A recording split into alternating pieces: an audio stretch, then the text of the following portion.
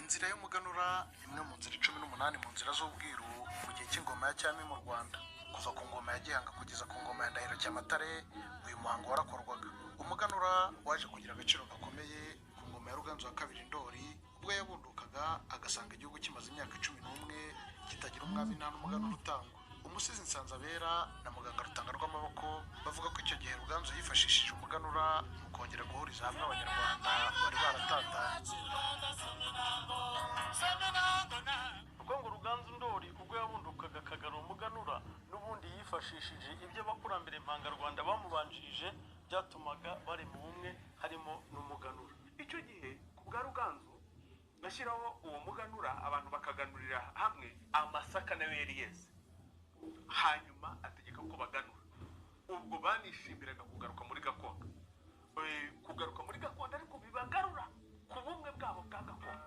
Umuhango w'umuganura mu Rwanda wakomeje gukorwa uza guhagarara mu mwaka w'1925 ku ngoma ya Musinga, ubwo umwiru wari ushinzwe iby'iyo mihango Gashamura ka Rukangirashyamba bamuciraga i Burundi abakoroni bamurega kuvanga amasaka n'amasakaramentu.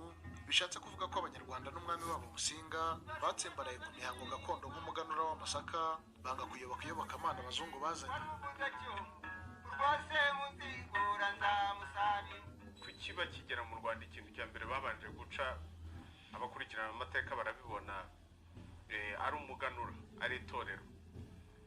Nuko bari bazi akamaro k'umuganura, nuko bari bazi akamaro k'itorero, isoko y'ubumwe bw'abanyarwanda, ishingiro ryo kwishakamo ibisubizo by'ibibazo byose bafite bishingiye ku muco. Ngo rero urumva ingaruka zikomeye zabaye gutatanya abanyarwanda no kuba bibamo amacakubiri.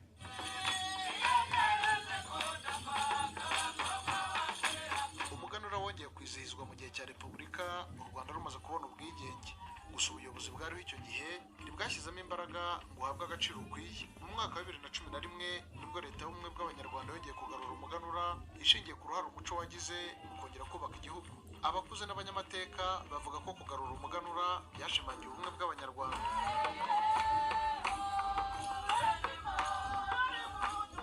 Umuganura wari ikimenyetso cy'ubumwe.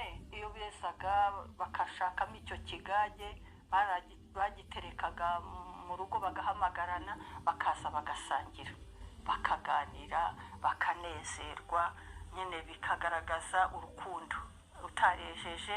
Baramutumiraga nawe akaza bakamuha, ntabwo bamuhezaga ngo kuko atejeje. Kandi umuntu mwasangiye mugataramana wasangaga igihe yagize ibyago bamutabara, yagira ibirori cyangwa se urundi rubanza bakabigira ibyabo.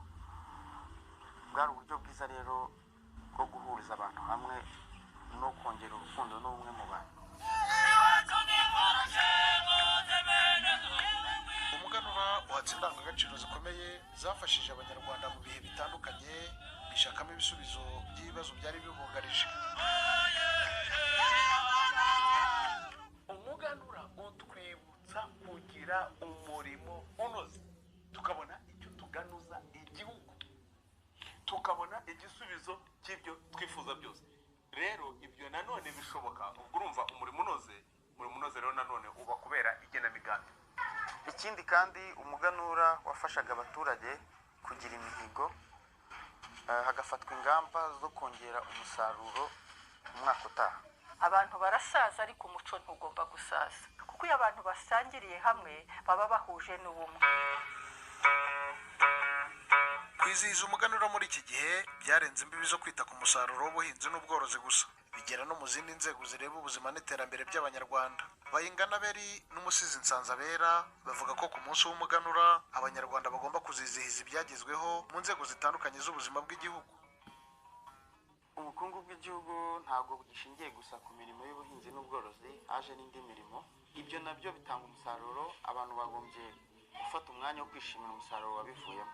Ibyo tugomba kwishimira ni iterambere ry'ibyagezweho. Hari imihanda dukwiye kuganura, irahari, yarubatswe.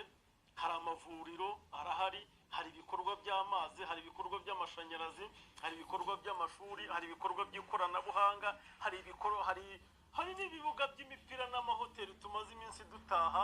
Ibyo ni ibikorwa umuganura muri iyi minsi. Ibitoki bitongana n'ugwiri ndibyara byagaza kimara indigi. Ibirori byo kwizihiza